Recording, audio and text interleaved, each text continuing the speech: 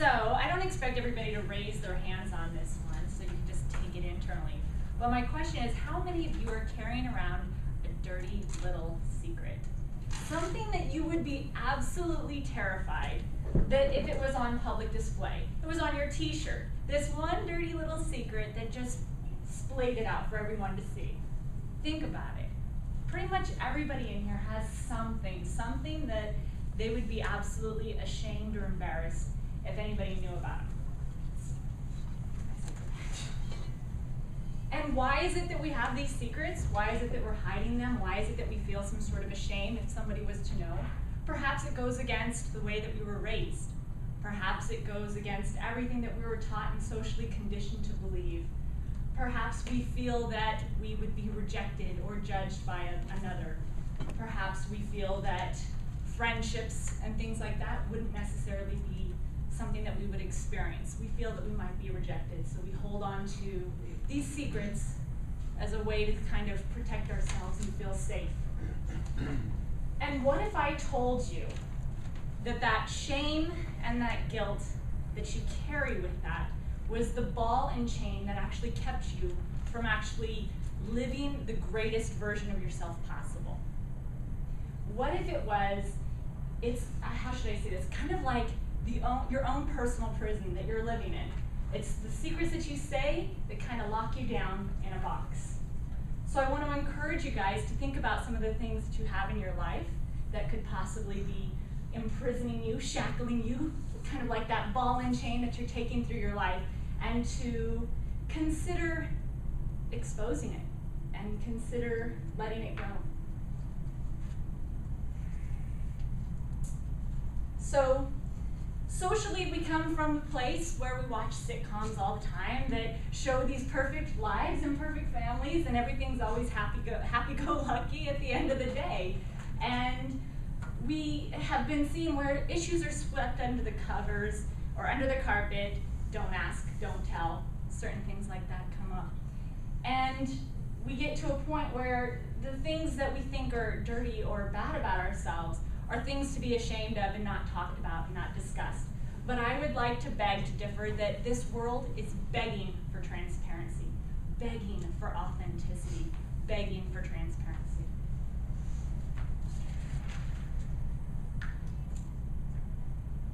And the one thing that requires us, the one skill that we need in order to be able to liberate ourselves, is vulnerability. But how many people think when they hear the word vulnerability, they think weak? They think weak. Well, I would say that I'd like to beg to differ that your strength actually lies in your vulnerability.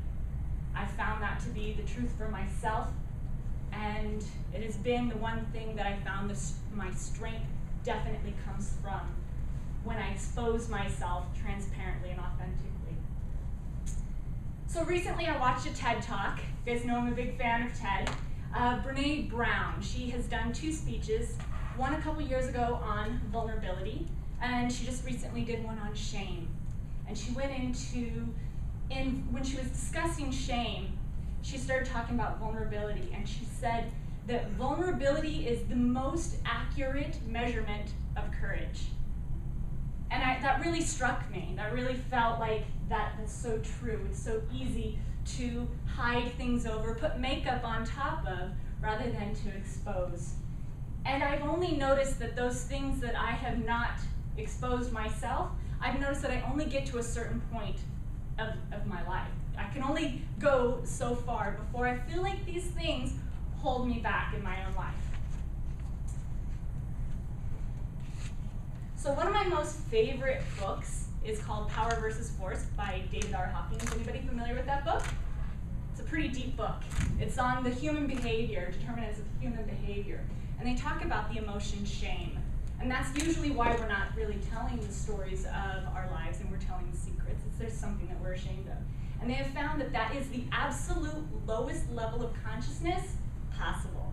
When we're in a state of shame, not only are we powerless, but we're actually robbing ourselves from what the joy and the love and what we're actually meant to live here on this planet. We didn't come here necessarily to always feel pain. It's definitely a tool to teach us, but we're also meant to experience love and joy. secret, judging yourself only rejects you the opportunity to learn and grow from the experience. Because once you usually learn from a lesson, you no longer carry that shame any longer. It usually dissipates and it's gone. But when you're constantly judging yourself and hiding certain little secrets, then you haven't made peace with the lesson and actually realizing that those things that we're afraid to tell other people are probably our biggest gifts to give anyone. And I know this from personal experience. How many of you guys saw my very first speech? Oh, okay, yeah, so like half of you know. You heard, I've lived quite a colorful life. And like I said earlier, I definitely noticed I wanted to walk in a particular path in my life, and I felt afraid and ashamed to share so many components of my life. And I knew that this was what I needed to do. I needed to make peace with it. So how did I do it? No, I didn't write in my journal. I didn't tell my friends and family. I posted it on YouTube to 8,000 people.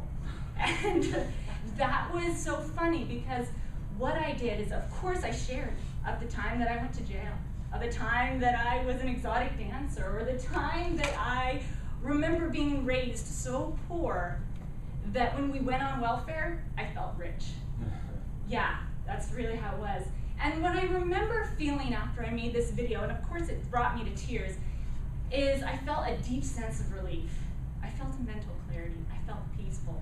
But then before I post this video, I remember going, all right, possibly every single person that has ever been seen in my stuff is going to reject me. I'm going to be totally turned away. But just the opposite happened.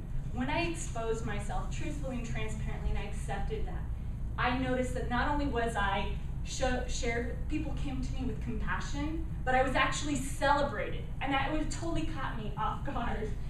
So I remember,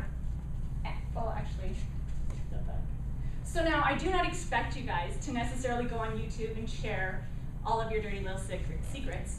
But what I would like to do is to encourage you to get connected to those things in your life, because those things absolutely are holding you back. They absolutely are. I don't care. My grandmother used to always say, all things come out in the wash. And you're the one that's paying the price, not anybody else. So there's 3 ways to share. 3 ways to share. 1 with yourself in writing a journal. 2 with sharing it with your friends and family and loved ones. 3, sharing it publicly with the world.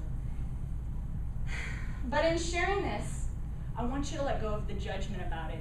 Could you actually state it as a fact and not whether it was good or bad? Whether it's good or bad is irrelevant, but what it was is what it was. And I know that that's been something for me. I no longer feel bad about anything that I've ever lived.